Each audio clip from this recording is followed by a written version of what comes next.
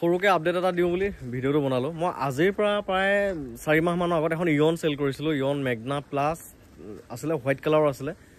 এচিৰ পৰা power window, music system চব ৰানিং হৈ আছিলে। ভাল গাড়ী এখন আছিলে। মানে মই যি গাড়ী দিওঁ আৰু মোৰ গাড়ীত যিখিনি কোৱালিটি থাকিব লগা সেই গাড়ীখনতো সেই কোৱালিটিখিনি আছিলে। আৰু সেই তেজপুৰত চেল কৰিছিলোঁ। ডেলিভাৰী ভিডিঅ'টো বনাই থৈছিলোঁ, চাবই পাৰিব। গতিকে সেই গাড়ীখন তেওঁ লৈছিলে, লৈ পেলাই আকৌ নিজৰ মতে 2-এটা কাম কৰি ল'লে, লৈ চলাই আছে, ধুনীয়াকৈ চলাই আছিলে। কিন্তু মানুহৰ বিপদ ক'ত কেনেকৈ আহে কোনো ক'ব নোৱাৰে। হঠাৎ তেওঁৰ বিপদ এটা আহিলে। তেওঁ ডাঙৰ দাদা একজন বোলে কিডনীৰ কিবা প্ৰব্লেম হৈ পেলাই হস্পিটেলত এডমিট হৈ আছে আৰু হস্পিটেলাইজ হৈ আছে। কিবা ডাঙৰ অপাৰেশ্যন এটাও হৈছে। গতিকে তাত পইচা বহুত প্ৰয়োজন আৰু সেইকাৰণে তেওঁ এতিয়া গাড়ীখন বিকিব লৈছে।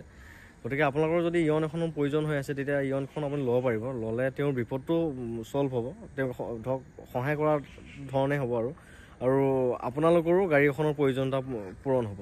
গাড়ীখন তেওঁক সেই কম দামতে দি দিব। মই 1,50,000 তেওঁক চেল কৰিছিলোঁ আৰু ট্ৰেন্সফাৰ কৰি। তেওঁ এতিয়া 135ত দিব। নিজৰ মতে অৱশ্যে গাড়ীখনৰ টুকটাক কাম কৰি লৈছে দেই, তেওঁ খৰচ কৰি লৈছে। গাড়ী এখন লোৱাৰ পিছত যিহেতু নিজৰ মতে অলপ চলপ কৰিব লাগে বা নিজৰ মতে সজাই লোৱা যেনেকুৱা হয় আৰু তেওঁ কৰি লৈছিলে। গতিকে গাড়ীখন এতিয়া টিপটপে হৈ আছে, ধুনীয়া হৈ আছে গাড়ীখন।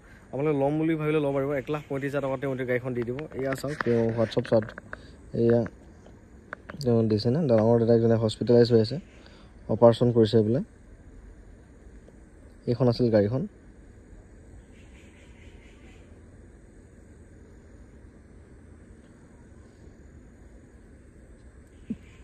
আৰু তেওঁৰ নাম্বাৰটো মই ইয়াতে দি দিওঁ। এইটো আছিল তেওঁৰ নাম্বাৰটো 7560886743। গতিকে এইটো নাম্বাৰ তেওঁ কণ্টেক্ট কৰি পেলাই গাড়ীখনৰ ডিটেইলছটো ল'ব পাৰিব। ডিটেইলছটো ল'ব মানে কি, মই কৈ দিলোঁ 2013 লাষ্টৰ হয়, মেগনা প্লাছ হয়, AC, power window, music system চব ৰানিং, হোৱাইট কালাৰৰ আছিলে গাড়ীখন। নন এক্সিডেণ্টেল আৰু চিল ইঞ্জিন আছিল। সেইটো মোৰ ফালৰ পৰা গেৰেণ্টি আছিল, কাৰণ মই তেওঁক তেনেকুৱা গাড়ী এখন দিছিলোঁ। আৰু তেওঁ নিজৰ মতেও টুকটাক কাম কৰি ল'লে, গাড়ীখন ধুনীয়াই হৈ আছে। তেওঁ সেই প্ৰব্লেমটোৰ কাৰণে চেল কৰিব লৈছে। গতিকে আপোনালোকে ল'ম বুলি ভাবিলে ল'ব পাৰিব। আৰু মই ল'লোহেঁতেন, কিন্তু মোৰ ঘৰতে গাড়ী ঢেৰ ষ্টক হৈ গ'ল। গাড়ী বহুত কেইখন আছে। মোৰো অলপ ফাইনেন্সিয়েল প্ৰব্লেম হৈ আছে, পইচাৰ প্ৰব্লেম হৈ আছে। লোন এটাও মাথা মাৰিছোঁ, সেইটোও হোৱাগৈ নাই। সেয়াই, সেইকাৰণে মই গাড়ীখন ল'ব নোৱাৰিম এতিয়া। যি নহওক বাৰু, আপোনালোকে ল'ম বুলি ভাবিলে ডাইৰেক্ট লৈ ল'ব পাৰিব। ঠিকে আছে, দামটো বহুত কম দামতে দিছে আৰু ভাল গাড়ীখন, দিয়ক লৈ ল'ব পাৰিব। আৰু তেওঁ ল'লে তেওঁৰ প্ৰব্লেমটো ছল্ভ হ'ব দিয়ক।